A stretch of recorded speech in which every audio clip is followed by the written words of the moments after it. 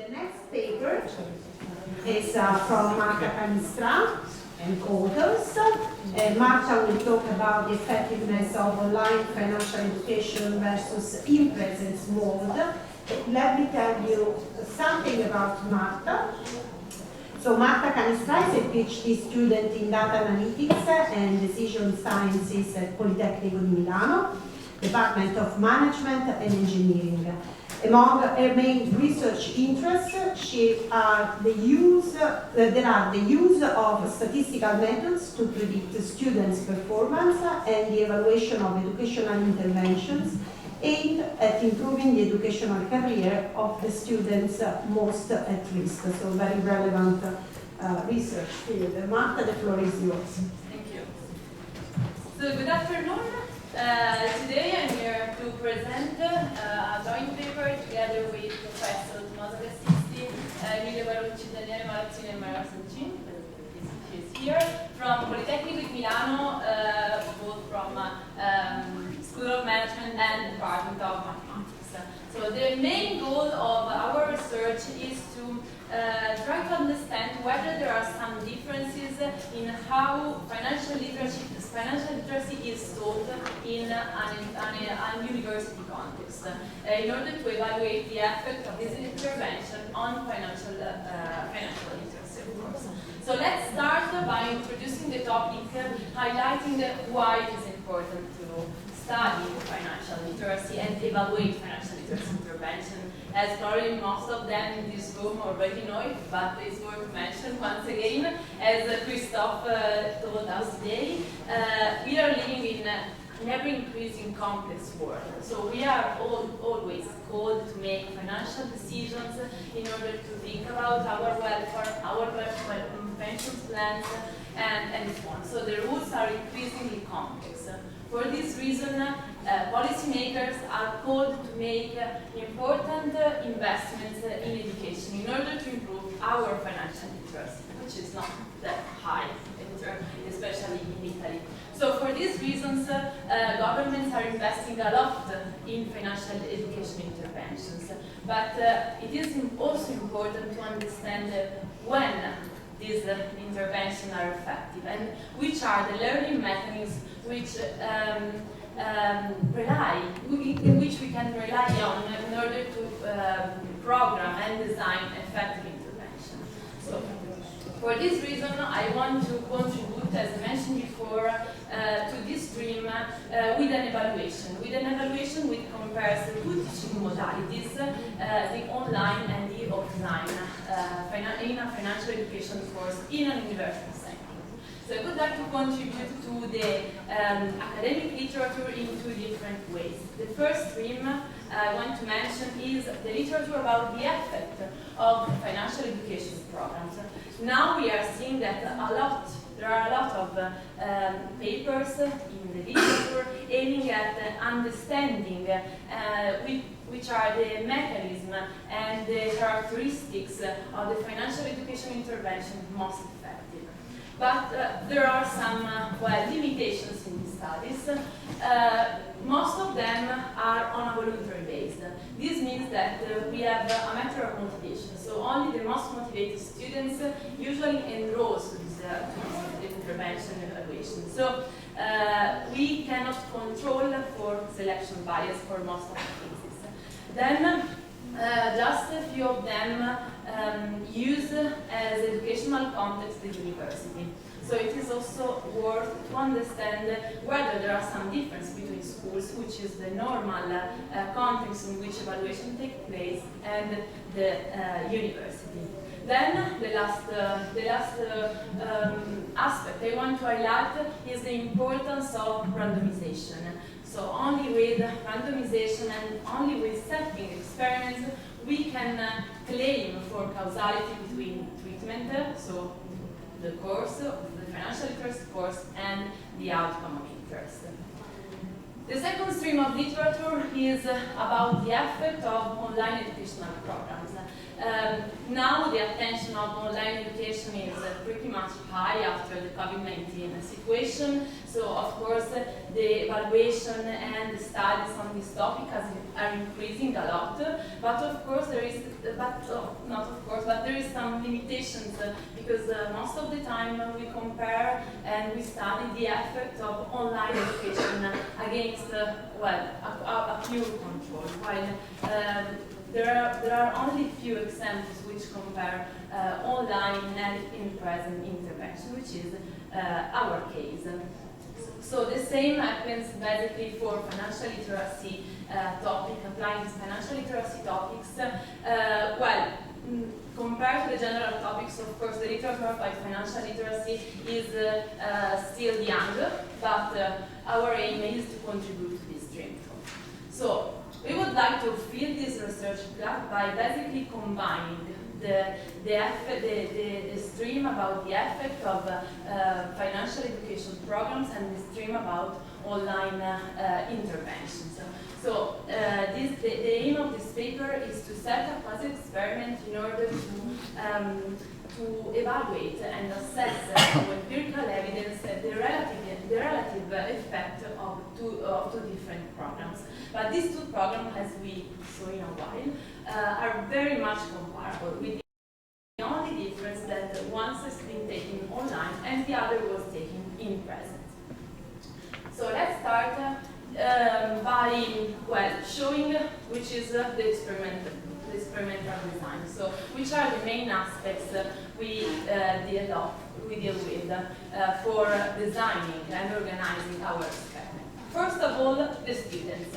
So who are the students? Object of these studies are the students from first year undergraduate degree in mathematical engineering at Politecnico di Milano, which are enrolled in a business economics class in the spring term of 2019. So basically, we know that this sample is a very selected sample. So university students enrolled in one of the most important technical universities in Italy in a very mathematical field. Then, during this business economic course, students are asked to participate, to join our project within the course schedules. So basically, how the treatment assignment works. In this context, the university helps us because due to the numerosity, the large numbers of students enrolled in this degree course, students decide to split up all the classes into two different classes based on the letter of their surname. So we cannot claim this is a randomized control trial because we cannot do any randomization, but it is a natural experiment because basically we study as is the situation. For what concerns the contents, the financial literacy context taught in the course, well, this course try to transmit very basic concepts in terms of financial literacy. We thought about compound interest, inflation, stocks and bonds, how to deal with a bank account, how to deal with a loan, how to ask for a loan. So very, very basic contents. And now it is important to understand and to show you the experiment step, which are very, very straightforward. We got a pre-testing phase in which students in the two classes are assessed in the same moment. So even though they are not physically in the same room, the pre-test has been taken in the same moment. And what are the topics and the questions in the pre-test? Well, they are basically about understanding their baseline financial knowledge, together with asking them some information about how they deal and more their attitudes and beliefs towards finance more in general, in order to understand and model also their attitudes towards these topics. Then there was the treatment. As I mentioned before, the two classes were assigned, one to the online treatment and the other one to the in-present treatment. The in-present treatment follow a class of 3 hours during the normal schedule of the business economic course, while students assigned to the online treatment got one free class in which they followed the online course. And then, of course, there is the post-test, in which we basically only assess students' financial knowledge. So basically the section about financial knowledge in the pre and the post-test were very much comparable. So in terms of contents and in terms of number of questions. The last two aspects worth mentioning about the experimental design are the incentive. As I mentioned before, students who are somehow, they are not forced to follow the course, but they are very much incentivized in doing it, because we promise them one extra point in the final mark of the course, of the exam, if they both fill the pre and post test and also correctly answering at least 50% of the post test questions. The precautions we adopt in order to control for non-correct behaviors is that we have the possibility to check whether the students enrolled, assigned to the online treatment actually did the online course. So in this way, we could track whether the students comply with what they ask to do. But also, we also control for non-compliance. In particular, we can control for those students assigned to the online treatment who did not do the online course, and we also, so they basically were not exposed to any treatment, and we can also control for those students assigned to the in-present class who also took the online treatment. So basically, those students were exposed to 2 different treatments. So these are the list of variables we had in our analysis. As I mentioned before, there is a section about financial knowledge in which the students obtained a pre-test course and a post-test course, which is basically a percentage of the correctly answered questions, and the individual attitudes and beliefs about finance are represented by these 3 variables. But then we have the possibility to merge students' tests with the students' administrative information we have in the university database. So we collect certain information about their basically demographic characteristics, for instance, the gender or their age, but also a proxy of the student's socioeconomic status, which is represented by the university fee bracket that the students pay at the university. And also we had some information about their academic career in terms of GPA and grades obtained, no-show exam rate, the admission test score, and some information also about the previous education, such as the high school track. Let's now move to the first set of results, which is presented by the descriptive statistics. Here, it is important to note 2 main things. The first one is that if we compare the mean of the online group and the on-campus group, so the two groups we created, we can see that despite that we don't have a robust randomization, the p-values are pretty much high. This means that these 2 groups are quite comparable. So we can claim that they are balanced, at least in terms of observables. The second main result is related to pre-test score and post-test score and delta, so the difference between pre and post-test, which is object of this research. And we can see how low was the scores obtained in the pre-test score. So they obtained around the 50% of correctly answered questions in the post-test in both groups, while these results is incredibly high if we move our attention to the post-test. So they reach more in in the two groups, on average, of course, more than 90% of correctly answered questions, basically increase the number of correct questions around, on average, of 4 out of 10 questions.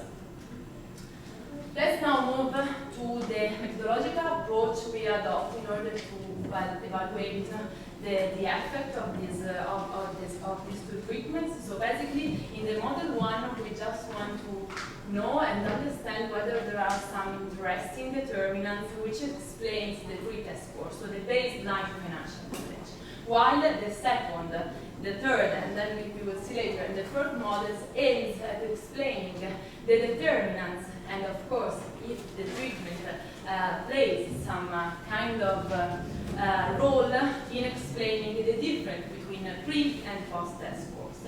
In this way, we model it by this model 2, by considering also, as I mentioned before, the non-complier students, so the not treat and the double treat students.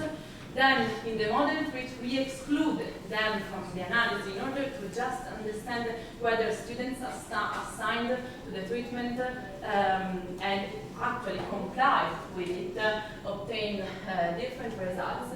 And then in the fourth model, we try to model the pure treatment by adopting a two-stage least square approach with instrumental variable, in which basically we account for the assignment and then the complying of the treatment of the students in two different regressions. So let's move to the results. Here are the main results. So first of all, it is interesting to comment the first row. And the first row is telling one straightforward thing. There are no differences in terms of financial knowledge gain between the online and the in-presence group.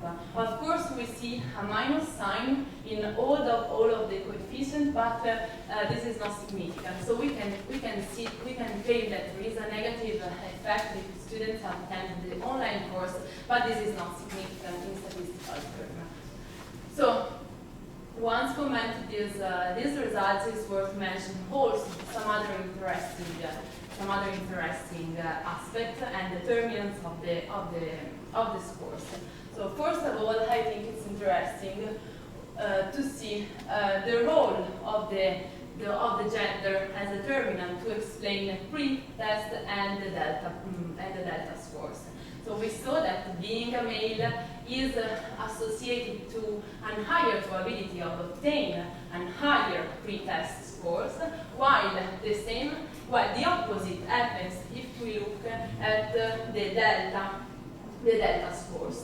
This means that we can see somehow how this treatment somehow flatten the initial differences in terms of also gender gap among the students. The same can be stated also for full-time working students, which obtain, of course, a high pre-test scores, but then it doesn't happen the same for the delta scores. And also the GPA play a significant role in understanding, in explaining the pre-test and the post-test with a different direction.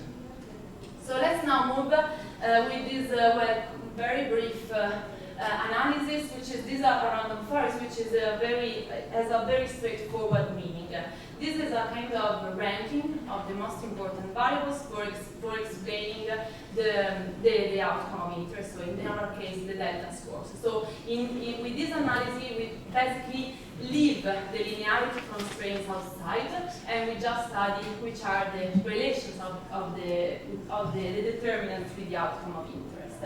And here it is particularly interesting the role played by the non-interest students. So those students that at the beginning, so during the pretest, were not interested at all with financial literacy topics. And those students are the ones that, if we look at other analysis, those students are the ones that gains more at the end. So it is interesting that those course has also some heterogeneity effects also in terms of financial attitudes. And we also hope that now the students are also interested in our course. So the main findings of this paper can be summarized with 3 main points. The first point is that the financial education course, no matter if it is online or in presence, is effective in improving financial literacy skills of the financial literacy knowledge of the students. The second point is that well, there is no statistically difference between attending the program online and attending it in presence. And the third point is that this course, very brief, very short, very well easy to deal and so on, it somehow lighten and narrow the distance, the initial distance in terms of financial knowledge among the students. So what are the main implications of this study? So basically the fact that the online education is as effective as in-presence course give the possibility to policymakers to enlarge and to spread financial knowledge even on a broader audience, on a broader set of participants. But of course we need to remember that these are very short, is technical and intensive in terms of time course. So these are the main results, and thank you if you have some questions.